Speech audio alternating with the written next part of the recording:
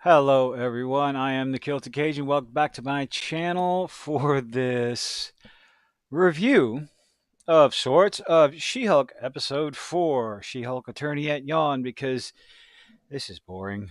Anyway, episode 4 of She-Hulk aired recently, yesterday, today. I don't know anymore. I'm so backwards on my days, but wherever you're seeing this, you know when it aired. Again, no spoilers right off the bat. The writing, the jokes. I haven't laughed yet. Not one time. 4 episodes down, 4 30-minute, 20 minute episodes. So what? Almost not even an hour and a half of dry, so called humor that just does not land. I keep looking out to see if the CGI improves, and honestly, it doesn't. I'm hoping, I'm holding out hope. Why am I watching this? Because I have hope. I want to be entertained. I want something to be good. Side side note, I finally sat down and watched the first episode of The Sandman, and I was intrigued. I was pulled in. It did exactly what the first episode of a series is supposed to do. I'm a normie. I never read the comics, but I'm going to talk about that later. Let's get back to She-Hulk. So, yeah, CGI terrible. Not terrible. No, it's bad. It's just bad. She-Hulk looks out of place on most of the scenes. When she's talking to someone, there's no it's not believable. It's not something I'm looking for, but it's very noticeable. I don't know how else to put it. So, we're going to go ahead and get into this episode. I'm going to try to remember. I've been taking notes, and I'm trying. There's a part where I almost tuned out. I'm not going to lie. I almost tuned out and I just stopped writing because in scenes that are supposed to be exciting and drawing you in, it's just, oh, okay, we're doing this next.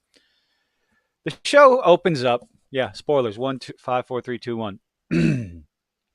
Opens up with the stage magician doing parlor tricks, and they could have at least they made some effort. So perhaps it was intentional to show just what a piss poor stage magician he is. You can see where everything's coming from, how he's doing it. So if that was intentional, kudos to you. You just it's on the nose, breaking you over the head with a 2x4, terrible magician on stage. But then all of a sudden, as the crowd goes mild, he pulls out a sling ring. They tell you why later on in the show. And he opens up a portal, calls a drunken thought onto the stage that apparently everyone seems to be in love with. Madison with two N's and a Y, but not where you think. Like, what the hell is it? Where did this come from? Ladies, do you act like this? Like, okay, well, no, I've been out. No. Well, anyway, moving on. So he has a sling ring and carelessly opens up a portal to some other realm that looks, there's skulls in the background, so it looks like a not so nice place to be. That's where the scene cuts. We break to Nepal with Wong, not Wong. That's not Wong. I don't care what anybody says. That's not Wong. Dancing a jig to the theme song for Sopranos. I think HBO would like to have a talk with you, Disney, about, I don't know, fair use, not fair use. Who knows? Would it be considered fair use using the theme song, saying it's Sopranos? Maybe I'm just being nitpicky. When all of a sudden, another dimensional portal opens up and drunk thought, magician thought, stage thought shows up. And Wong, I think there was something about a stage magician. She says something, and Wong knows exactly who it is. So from there, we go back to Jennifer, who is going through her fourth wall self awareness break, talking about, oh, it's nice you saw Wong. Maybe that'll keep us off the Twitter war for another week or something like that. They're intentionally being self aware with their fourth wall breaking, and I'm not sure how I feel. Haven't decided yet. It feels very heavy handed. It doesn't feel right to me. Just feels too heavy handed, too try hard. Again, for me. Knock at the front door, and protective dad shows up because he found out that his daughter was assaulted. His daughter was attacked in the middle of the night. Comes over with a shovel and a plan and this and that. And it's like, you know what she's capable of. I can understand the protective daughter, but I don't know. Maybe I'm weird. I would probably go over and go, do you need help burying the bodies? I wouldn't be worried about security because you have a 7 foot tall security force right in front of you. Reminded of a line from a movie. I'm going to call the Brute Squad. I am the Brute Squad. You are the Brute Squad. She-Hulk is the Brute Squad in this scenario, especially with the 4 dubshits. That was a terrible impression. I shouldn't do impressions. So they have a nice little discussion back and forth. And what happened? What do I do if it happens again? It's like, well, I'll kick their ass and you can use the shovel. Closest thing to a decent joke, but eh. Scene cuts from there. This is another problem I'm having with this series. Is it's cut one scene, another scene, another scene. It's one scene after another. The pacing is too fast. Uh, Maybe if the writing was better, then maybe the pacing wouldn't be too bad. But matching them up with mediocre to piss poor writing, bad jokes with the super fast pace does not fit. It's just too fast paced. Because we've gone, I think this is maybe the first few minutes of the show. Oh, there's our little thought.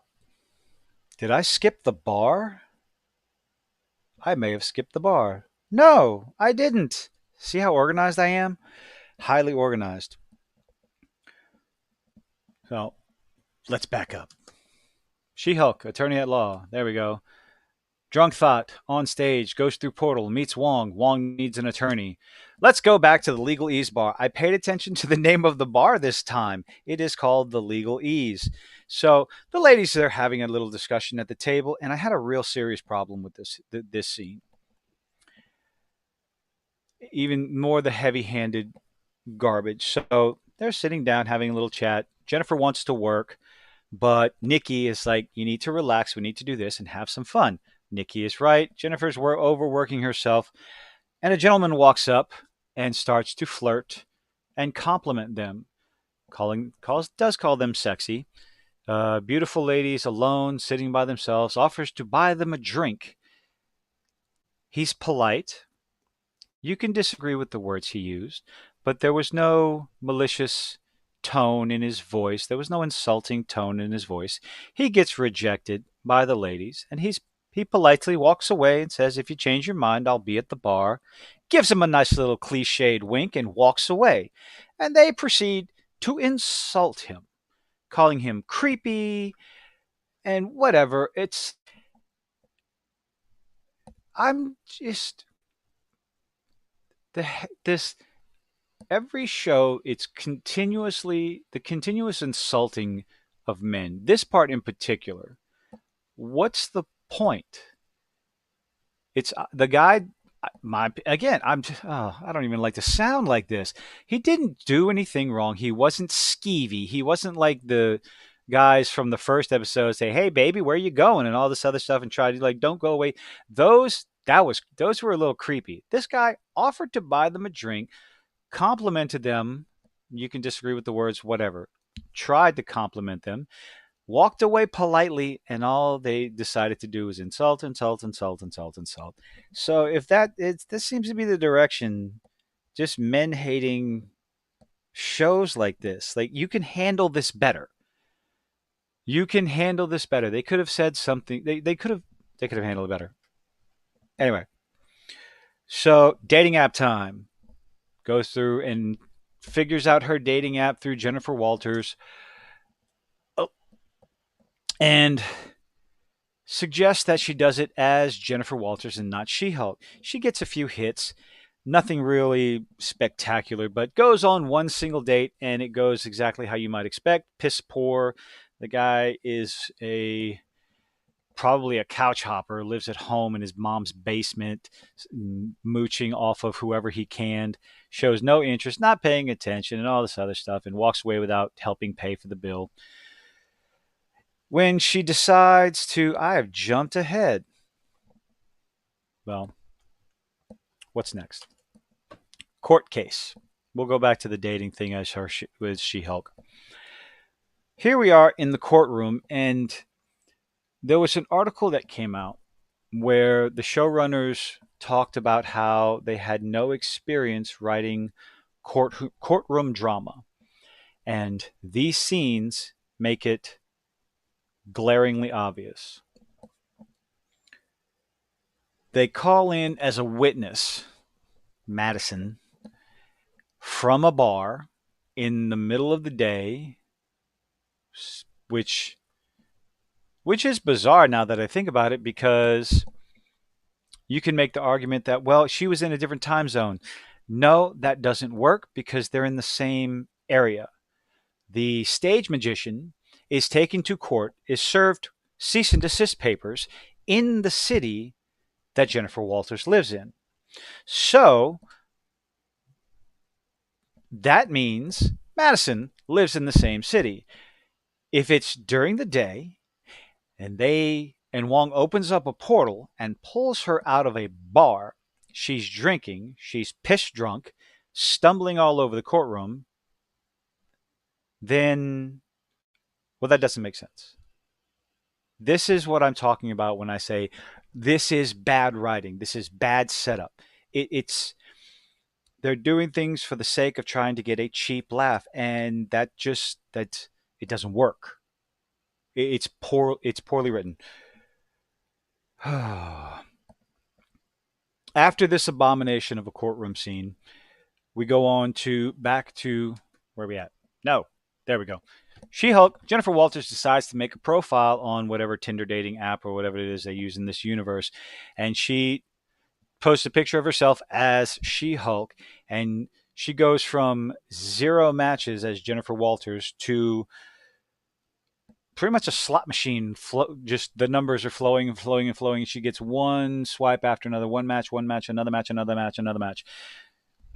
After this scene, we go to She-Hulk speed dating, which again is exactly how you would expect. Weird people, weird guys, which yes, they do. These do exist. I'm not denying that. Who just want to get their freak on with She-Hulk. Everybody's got a fetish. Not going to kink shame. Doesn't matter. The unfortunate part is she does actually meet somebody, and she does go on a date with a guy that calls himself a pediatrician, and he uses all the nice lines, and it leads you to believe that he's very genuine. So we have our lovely little date right here, sitting on the couch and all this other stuff. And throughout this entire scene, you have to imagine. No, I'm not going to say that. Not yet. She's she's she's getting that feeling. She's trying to get her groove back, getting all excited, and 100% objectifying every single inch of this man from head to toe. At one point spills wine on his shirt. He takes off his shirt, and she is ogling him and just going ooh ah, which honestly, yeah, I couldn't care. I mean, there's no problem in that whatsoever. Men and women objectify each other. A man looks at an attractive woman and he gets those thoughts. A woman looks at an attractive man, a well-built man, and she gets those thoughts too. There's no denying that. You cannot deny that. We are human beings. To deny that is to lie against our baser instincts. You just can't. It's who we are. The problem I have is when the actress runs her mouth and all these other people, all these other women run their mouths and complain about objectifying women and the costumes that the female superheroes are wearing, having a problem with what my brain's not working anymore. What Wanda is wearing, what holy crap, Black Widow. How could I forget Black Widow? Oh my goodness. If you look at Black Widow's outfit from her first appearance versus her last appearance, it takes some drastic changes. To complain about the female superhero costumes, and yet, and also the unrealistic standards of the superhero body type, mainly talking about women, because hey, Thor: Love and Thunder, he was naked, constantly objectifying men. It's a double standard. You're going to get called out on it. It's bullshit. It is just bullshit. People are tired of it. If you're going to, you can't have one and not the other. Keep the same energy for both sides of the argument. Sex sells. Just accept it. We like looking at attractive people on screen. We love looking at the female form. Women love looking at the male form. Why do you think women go to see Thor or Captain America in the movies? It's not because they're comic book fans. They want to see Chris Evans take off his shirt. Okay? That's what they want to see. They want to see Captain America ripping a block of wood apart while wearing a shirt that's probably too small for him. The sooner you accept that, the happier we'll be. That's just the way it is. Got where I was. Speed dating. Unfortunately, little bitty magician decides to keep on doing this little magical act and opens up a portal in the theater to a dimension. No, he creates a dove that flies around and then drops an egg on a woman's hand. That's his little assistant on stage. This egg hatches into a demon. No idea why. No real explanation. It just happened. But I guess they wanted that scene. Magician opens up a portal to some other random place that just happens to have the same kind of demons, kicks that one in there, isn't able to close the portal. All of a sudden, these flying little things, that she has in her hand, start coming out of the portal and terrorizing everyone.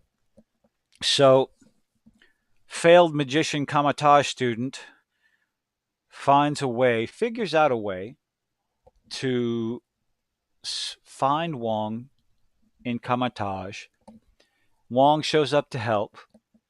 He opens up a portal. See, this is the part where I was zoning out. I do apologize. So, and this is the pacing of the show. So, failed Kamatage student opens a portal to kick the demon into, which ends up allowing more demons to come through the portal into the theater. And somehow they don't break out of the theater. So, yeah. They needed to keep it contained into the theater to have this little fight scene. He goes to Wong. Wong shows up. Wong opens a portal, interrupts the date with big buff man that, She-Hulk wants to get a groove on with. She-Hulk shows up. Fight breaks out. It's just boom, boom, boom. The CGI, oddly enough, the CGI on the creatures is almost better than the CGI for She-Hulk. She still looks out of place in every scene. I said that already. Fight breaks out. She-Hulk goes back to her place. Of course, after using one of the creatures to threaten the failed magician who they were trying to do a cease and desist on. Oh, I'm so backwards on this stuff.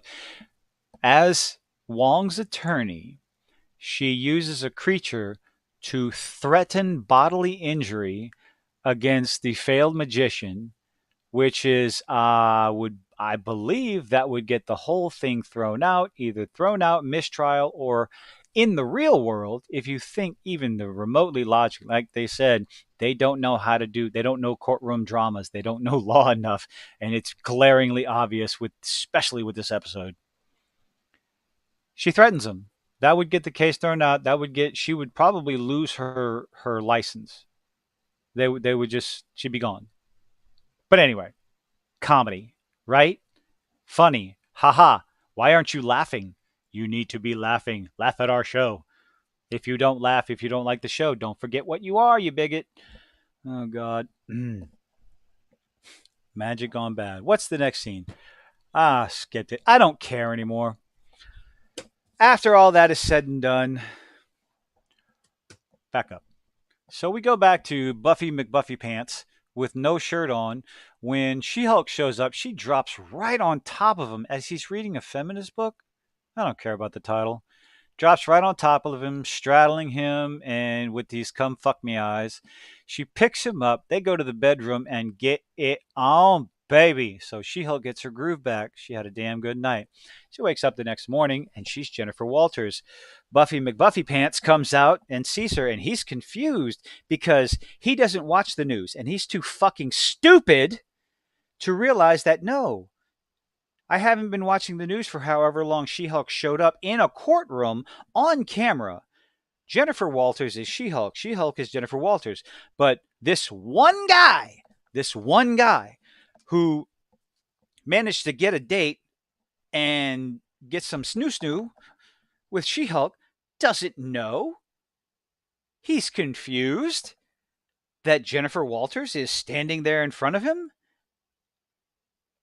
I'm starting to think the writers think the audience is absolutely fucking stupid, especially since the one part that I skipped. Wong is so stupid in this episode again. That's not Wong. Using air quotes and then explaining air quotes. Who the hell is writing this? I'm sorry. The more I think about this, the more irritated I get. Anyway, Buffy McBuffy Pants is turns into Douchey McDouchey Pants. And when he sees, oh, you're Jennifer Walters. Oh, okay, I'm going to leave now. Don't worry about the jacket. And he just leaves. One night stand. Okay, it happens. More men are bad. Man bad. Man bad. Man bad. From beginning to end, man bad. First episode to now, man bad. Boo fucking who. But hey, She-Hulk got some dick. The episode ends with Jennifer being served with papers. She's being sued by Titania over the She-Hulk title because, oh, she copyrighted the She-Hulk title before Jennifer Walters could. Now, correct me if I'm wrong. I'm not an attorney. I don't study in this crap, but I am familiar with the idea of if you use a title, now I don't know if this is trademark or copyright. Let's say we'll get as an example. Well, we'll just use She-Hulk as an example. She gets given that label. She's given that name and uses it for 6 months, and then someone comes along and decides to copyright it. That doesn't work because She-Hulk can show she has been using the name for 6 months. It's obvious. She's had interviews on the paper, on TV. Holy crap. In the office, in the law office, she's She-Hulk, and she has been She-Hulk. She did interviews on TV as She-Hulk. She was seen in the courtroom as She-Hulk. She was given that name as She-Hulk. If someone comes along 6 months later, or however long this was, they can't copyright it. Or they can't trademark it. If you've gotten this far and haven't gotten annoyed with my ramblings, then say something in the comments. I might go do some digging. But yeah, so that's how the show ends.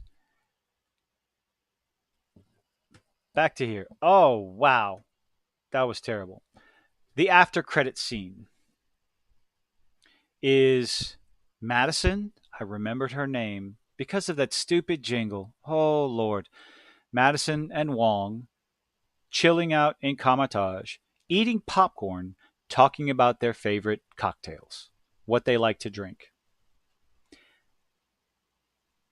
Maybe I'm losing my mind, but I watched the first Doctor Strange movie. Wong did not act like this. Every other movie I've seen him in before, he does not act like this. He does not act like this in No Way Home. He does not. He doesn't even act like this in Multiverse of Madness. Why does he have to be an idiot in this show? Why can't you just make him the deadpan, stoic, matter of fact Wong? What is the? There's easy ways to make jokes on that, but he's not an idiot. The Book of Ashanti, no, the Book of Laws in the United States. The scene from the trailers, it's in this episode, and it lands just as well as it did in the trailer. I'm going to continue watching this because episode 3 got me interested in who the supposed bad guy is. I'm also looking forward to seeing Daredevil, Charlie Cox, and how they destroy his character, or how they portray his character if you prefer, because they're going to destroy it. They make Wong look like an idiot. Every episode gets worse and worse with their man bashing, and I don't understand why. It's not necessary. This could be so much, this could be better written. You have stacks and stacks of comics that you could draw stories from, and I promise you, even if you ripped off the most mediocre storyline from the She-Hulk comics, the comic book fans would still enjoy it because that's what they want to see. They don't want you to they don't want to see a new take on a beloved character. They don't want you to change the fundamental personality of a beloved character. And that's exactly what this show has done with every single episode. And I just don't know. I guess the good thing is that I had never read the comics. I've only heard about them. I've only seen a few of the covers, so I understand how that fourth wall breaking went. I've only heard stories. I only know what her backstory is. I never read it. So I'm going in this I've gone into these episodes blindly, trying to keep an open mind as a normie, which is the same way I'm going into uh it's the same way I'm going into The Sandman. So far I'm enjoying The Sandman. One episode of Sandman has me more excited than any of She-Hulk. I don't know if I'm gonna talk about Sandman one episode at a time. I might just watch the whole thing and give my thoughts on the whole thing. We'll see. It remains to be seen. If you made it this far, I thank you very much. You've put up with a lot. Leave a like if you like what I've talked about. Leave a dislike if you didn't. I appreciate it either way. Comment, share, subscribe. Hopefully, I'll see you on the next one.